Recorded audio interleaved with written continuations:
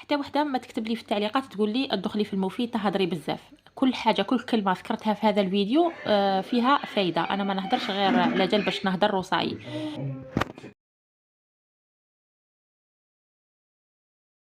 كيف الحال؟ ان شاء الله تكونوا كامل بخير.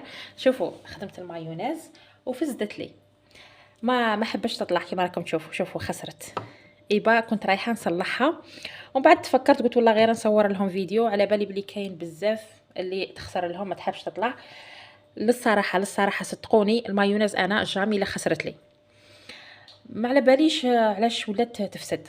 يعني ما قبل كي كنت نخدمها كي نضربها ضربه سوا بالبغا ميكسور ولا بهذاك الروبو تطلع، ما عندي حتى مشكل معاها. بصح هاد الفتره الاخيره ولات تفسد لي، مانيش عارفه علاه. سبحان الله، الزيت راه يجي مربي، راه يجي مخفف من البيض، ماشي من البيض راه عندي برا. ومن بعد قلت بالك من البغا ميكسور، كي يكون البغا ميكسور تاعك فاسد ثاني ما تطلعش. اذا كان هذا فاسد مخلخل مرخي ثاني ما تطلعش. جبت الاخر نتاعي القديم، جبت هذا ما تخزروش بزاف، راني عصبت له راسو راه في حاله مسكين. هذا القديم وهكاك وصنحته ما رميتوش، اونكا نحتاجو يوما ما. المهم خدمت المره الاولى درت حبه بيض وما طلعت ليش. عاودت درت البيضه الزوجه وثاني ما طلعت ليش. ما نباليش نتوما اذا عرفتوا علاش راهي تفسد والله. المهم راني راح نصلحها معكم. تفسد لك المايونيز ما ترميهش، هذا راه زيت وبيضه. هنايا راح نعطيك الحلول اللي انا شخصيا نديرهم. دروك هو يرصى كما راكي تشوفي، يعني راه يبان لكم الحبه نتاع البيض راح تهبط لتحت والزيت يطلع الفوق، يعني يرصى. راح تصفيه هذا الزيت. تقدري تخدمي به لا فينيغرات، تخدمي به لا صوص للسلطه، ولا ديري به كسره فطيره، ولا حتى طيبي به. الا ما كنتيش دايره فيه الموطارد تقدري ديري به حتى فطيره. بصح الا درتي به كنتي دايره فيه الموطارد ودرتي به الكسره ولا فطيره راح يجيك هذاك لوغو نتاع الموطارد، بيسك انا مجربتها من قبل. المهم ولا تعاودي تسقميها، نعاودو نرجعوها مايونيز بالفرماج.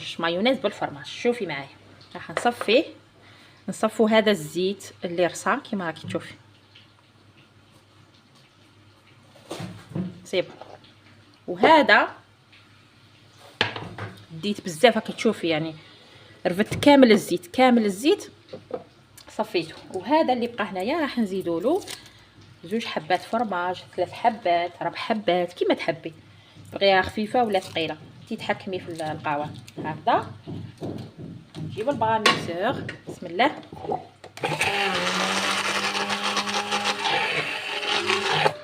هايديك صوص مايونيز اللي تحصلنا عليها، ديريها في الساندويشات، تقدري ديريها حتى في السلطه، ديريها على الفريت اومليت. الا درتي وليداتك الفريت تحطيها لهم من الفوق.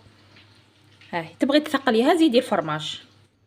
والزيت اللي صفيناه عنده استعمالات لا تعد ولا تحصى من غير الرمي. تقدري ديريه في خبز الدار، في العجينه نتاع السوفلي نتاع المملحات. المهم ملاحظه ما تعاوديش تخلطيه، لازم باش تنجح لك تخليه حتى يطلع الفوق، هذاك الزيت يطلع والحبه نتاع البيض تبقى تحت. هذيك الحبه تاع البيض هي اللي تزيدي عليها الفرماج. هنا انا كنت قاليه شوفلور داك النهار. شوفوا راني نوريلكم، صبت روحي اني نفطر من قلبي، كنت زعما نصور لكم حتى صبت روحي كنت جيعانه. ان شاء الله تكونوا استفدتوا، واللي جربتها ونجحت لها تكتب لي في كومونتير. يلا السلام عليكم.